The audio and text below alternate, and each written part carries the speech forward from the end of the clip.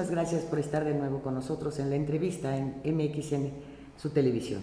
En esta ocasión, bueno, pues yo me siento muy contenta por muchas razones, entre ellas porque la estimo, la quiero, la respeto, la admiro. A Rocío Villagarcía. ¿Cómo estás, Rocío? Muchísimas gracias, Todo un Lilia. ícono de la televisión en México, ¿verdad? Bueno, pues se va haciendo uno íconos, no sé por qué, pero realmente... O vaca sagrada. Ay, en el caso de la prensa escrita. En la nos clase decimos, de la prensa escrita, claro, vaca sagrada. también, vaca sagrada, maravilloso. Bueno, pues yo he estado principalmente sí en la televisión, aunque ya en radio también siempre conjugué un poco radio, y también escribía, también tenía mi columna en el Universal, tuve mucho tiempo columna y... Pues en fin. Desarrollándonos en este medio que es tan atractivo, ¿no te parece? Y que tiene tantas posibilidades, sobre todo. Ya no sale uno de ahí. Bueno, se va moviendo. No sales de ahí, pero la ventaja es que te vas moviendo.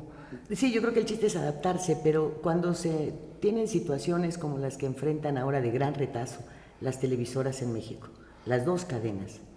Las dos cadenas, sí, bueno, realmente... Y bueno, y las que se han venido integrando como MBS, etcétera, pues tal parece que no están aprendiendo de ese modelo fracasado y tratan de imitarlo como si esta fuera una competencia, en lugar de generar, pues no sé, algo nuevo, diferente, que vuelva a atraer al público en México, porque las series, Netflix, Prime, todo esto, son la verdadera competencia y se está alejando de todo. ¿Qué son contenidos? ¿A qué se debe esto, Rocío? Son contenidos internacionales, son contenidos para todo mundo, pero no son contenidos enfocados y dirigidos a nuestra población, a nuestra gente, que es la que necesita información, la que necesita un entender qué están haciendo aquí, un entender nuestra cultura y nuestra gente.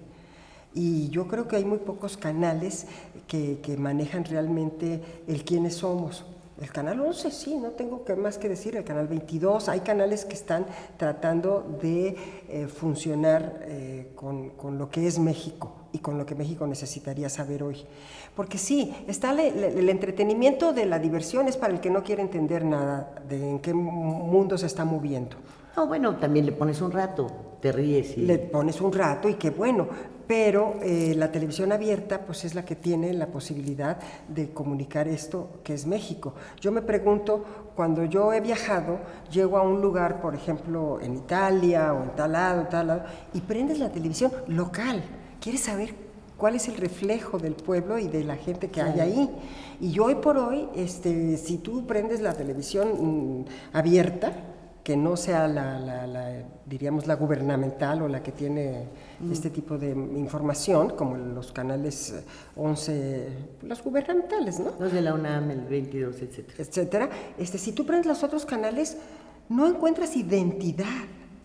Es como una copia de pronto la novela turca, de pronto la falsedad de la televisión que ahora viene de Estados Unidos, regresada de los latinos y de los chicanos. Los concursos estos. Sí, llenos de concursos y llenos de... Pero, ¿dónde está nuestra gente? ¿Dónde están nuestros reportajes? ¿Dónde está lo que somos? No hay mucho. Y no permiten tampoco que entren los productores que como tu caso han vivido toda una vida en este país con una experiencia de qué es lo que la gente pudiera reflejar, ¿no? Bueno, también si han cambiado las cosas para quienes han dominado el mundo de la televisión, lo cierto es que también las exigencias de la gente son diferentes, ¿eh?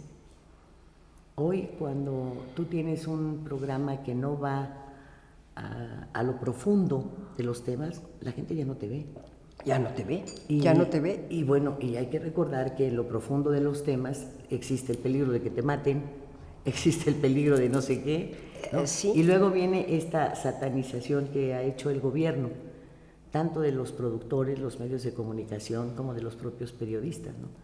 Haciendo ver que todo está envuelto en un halo de corrupción. Y no es así. Y no son todos. No son todos y no se dan cuenta de que muchísimas personas en la situación anterior estaban fuera, no les dejaban tampoco participar, claro. Porque para que no tuvieran movimientos telúricos en sus propios canales, ¿no?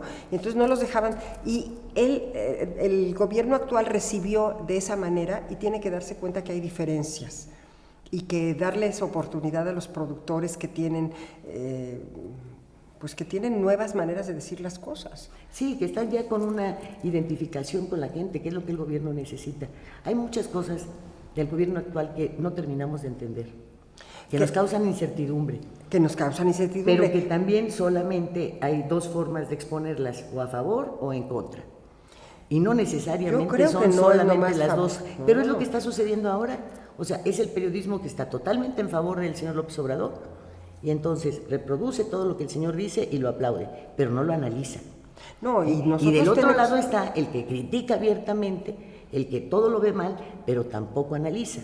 Y en un cambio como el que estamos, precisamente la pauta la da la medianía. O sea, ni entre lo mucho y lo poco siempre hay un término medio, ¿no? Entre lo negro y lo blanco hay muchos tonos de grises, y esos son los que son los análisis, son los que van definiendo. Es muy buena la idea de hacer esto, pero el camino de hacerlo muchas veces se ve salpicado de cosas oscuras y de cosas que los ponen en manos de gente que a lo mejor no está tan capacitada. No todos están capacitados, ni todos son López Obrador. López Obrador a mí me gustan muchísimo sus ideas, sus conceptos y sus planteamientos, pero en el camino hay mucha gente que está trabajando con él con muy buena intención, pero metiendo sus ideas que a lo mejor no son, o tratando de enderezarlas hacia el otro lado, que no debiera ser, porque nadie conocemos el cambio.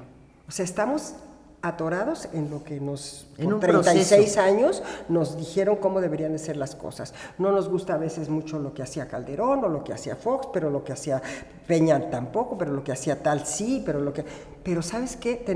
Estamos en un cambio, tenemos que sorprendernos de lo nuevo y darle una línea un sentido real a lo que está sucediendo, para que podamos tener acceso todos a estas nuevas ideas, destaparnos lo viejo y ver que lo nuevo gire no ni hacia lo viejo ni hacia totalmente el otro lado que no existe, sino que vaya acomodándose para que poco a poco tengamos una apertura diferente. En esa época en la que tú estabas permanentemente en las cámaras, cuando Emilio Azcárraga se decía un soldado del presidente.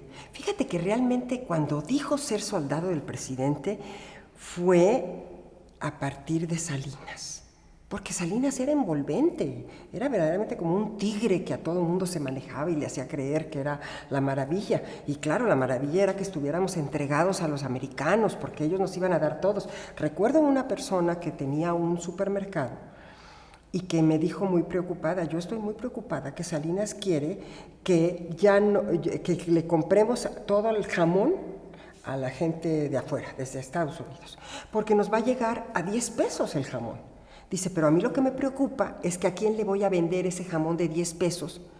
Se lo voy a vender a los que podrían comprarlo, que son los que están en la industria del jamón. Eventualmente son los que podrían tener para comprar de 10 pesos. Pero si tú acabas con esa industria, ¿quién me va a comprar el mismo jamón de 10 pesos que traigo de Estados Unidos? Y eso es lo que sucedió en México. O sea, nos hicieron quitar empresas, quitar formas de sembrar, quitar productos, dejarlos de usar, etcétera, porque nos iban a llegar de Estados Unidos. Y toda la gente que producía esos productos, ¿en dónde se quedó? Sí, empezó a generarse un gran desempleo. Un gran desempleo. Entonces, bueno, ese es un lado que es muy importante. Ahora se discute del desempleo que se ha hecho para cortar el aparato gubernamental. Han quedado muchas gentes desempleadas, sí.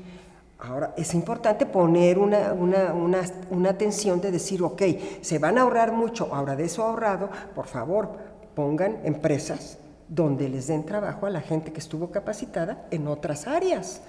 Sí, yo estaría por volver a aquello de cuando teníamos un montón de empresas el gobierno. Paraestatales. Paraestatales. Llegó Salinas y dijo, las paraestatales para afuera porque no producen, o porque nada más están en números rojos, no, ni rojos ni negros, ahí están. Sí, pero les daban a 150,000 personas, claro, o a 150,000 familias, les daban de comer. Sí, entonces, pues, es que ya servía para eso, ¿no? El gobierno también ha abdicado de muchas de sus obligaciones. La recoja de basura, por ejemplo, ahora se concesiona. Claro. Y además... La distribución del agua también la concesionas. En fin, hay una serie de... Yo creo que lo del agua hay que estar muy atentos, ¿eh? De pronto han habido unas alzas de agua increíbles y no sé si es porque están concesionadas o porque tienen miedo de que se las quiten o porque no están concesionadas. El caso es que están también checando los servicios y tú puedes tener una casa en un lugar normal y ser una gente que has trabajado con todo el mundo y de pronto te trepan el agua carísima y dices tú, bueno, pues entonces voy a vivir para pagar el agua, para pagar la luz. Tampoco, tienes que se ha ser deteriorado equilibrado. también el nivel de vida enormemente. Pero me decías que eso de soy un soldado del presidente fue con Salinas. Fue con Salinas, realmente. Y a partir de ahí en creo algún que le momento, pusieron la etiqueta a Televisa de que nomás le sirves al gobierno. Mira, te voy a decir la historia de Televisa, te la voy a contar un poco. En la época del 68, Televisión, Telesistema Mexicano, era, prestaba las cámaras, tenía un servicio de cámaras para los periódicos, que eran los que tenían los programas. Entonces el programa era de Excelsior, más bien de Excelsior, de novedades, todos tenían programas en la televisión y no eran con una línea editorial de Televisa. Cada uno manejaba manejaba su propia línea editorial y Televisa rentaba cámaras. Órale, yo soy televisión, tú necesitas una cámara para tal lado, te la mando, ¿no? Existía el sistema de... Y además así tenía contenidos. Se hacía de contenidos rentando las cámaras. No, les respondía a los contenidos de los que compraban el tiempo para tener su noticiero, ¿no? Entonces, muy bien. Entonces, en el 68, pues obviamente las opiniones y las historias que surgieron del 68, pues fueran muy desviadas o muy para un lado o muy para el otro, lo que tú quieras. Entonces, Díaz Ordaz los mandó llamar después de todo eso y les dijo, óiganme, a mí no me parece que ustedes no tengan, a mí no me parece que lo que están haciendo, así que por lo tanto Televisa va a tener que dar un porcentaje importante para la televisión, no sé qué. Entonces cuentan que Emilio Azcárraga llegó con una maleta a ver a Díaz Ordaz a la cita que les estaba sugiriendo, abrió la maleta y eran acciones. Le dijo, señor, vengo a dejarle mis acciones, porque lo que usted me está pidiendo de cantidad, de porcentaje para que no me alcanza ni para tener mi equipo, ni tener mi equipo de transmisión, que además era carísimo, carísimo. En aquella época recuerdo, bueno, ahorita hablamos de eso, pero en fin, el material pues era carísimo. Entonces le dijo, le vengo a dar la empresa. Usted dice, señor, ¿cuándo la empieza a manejar? ¿Cómo la quiere manejar? Entonces, entre unas y otras acabaron en, ok, usted busca su propia línea editorial y usted es responsable de lo que diga, porque usted es una concesión. Y se la puedo quitar. Y se la puedo quitar. Así que usted va a ser responsable, los periódicos no entran a manejar las cosas y vamos a establecer el 12.5% de tiempo, que eso es lo que usted me va a dar a mí con posibilidades, para que yo tenga voz. De la concesión, ajá. Ok.